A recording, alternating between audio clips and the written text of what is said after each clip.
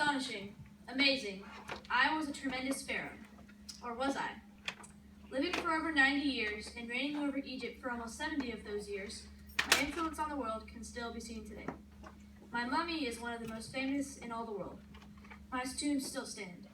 Today I will demonstrate how my impressive family line, which included many, many beautiful wives, military accomplishments, and architectural feats contributed to my greatness.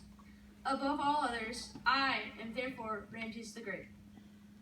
I was the single most powerful ruler in Egypt, and everyone loved me. They actually call me Rameses the Great because I was so impressive. And if you haven't noticed, I have an enormous ego. In 1304, I was born to my mother Tuya and my father Seti I. My grandfather, who was Ramses I, started the extraordinary 19th dynasty in Egypt. In 1279, I was proudly elected pharaoh by the people. Because I was 5'8", which is about 5 inches taller than the average Egyptian man at the time, people looked upon me in awe. Consequently, I was a ladies' man. I married about, let me check, 200 women? Above all my wives, though, was Nefertari, and oh, was she magnificent.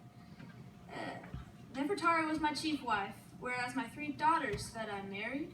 Wait, did I just tell you that out loud? Never mind, let's continue. I was also left-handed, which gave me an advantage in battle. So, as you should know by now, I was a fascinating and highly revered pharaoh. Once I fought a battle labeled the Battle of Kadesh, and I won it fair and square. Actually, I didn't, although I made it seem that way. Let me reveal my propaganda secret. First, the backstory. In the spring of 1275 BC, I led an army of 20,000 men, all separated into groups of 5,000. 2 foolish Hittite spies, who called themselves deserters, misled me into thinking the Hittites were about 100 miles away, whereas they were really about 10 miles away, ready to attack.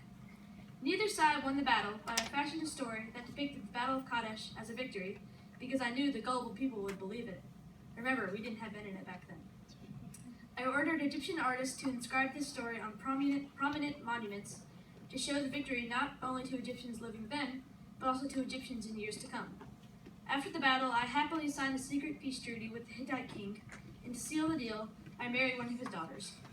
The Battle of Kadesh was not a win, but through my clever, cunning ways, I portrayed it as one.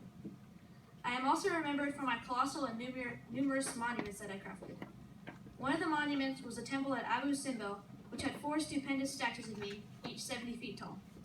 Inside the city of Deir el Medina, I constructed my tomb.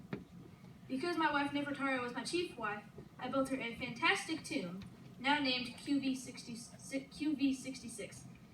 All my children are buried in KV5 in the Valley of the Kings, of course the tombs that I had built. Explicitly, I placed statues of me at the entrances to some temples that other pharaohs created. The whole propaganda thing again. I happily fashioned yet another building, and it was called the Ramesseum. It was even deemed the House of Life by the Egyptians. I love those guys. My ego is now cast in stone because of the buildings I constructed or claimed for my own. Amazingly, I undertook many hobbies which helped my whole life prosper. Above all those hobbies, though, were building up my family, especially my ladies, fighting battles, and constructing monuments. I felt a tremendous love for my family because they are wonderful, but not as wonderful as moi. In my mind, nobody was as great as me, Rameses the Great. So what do you think?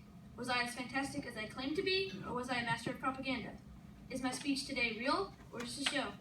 I guess we'll never know.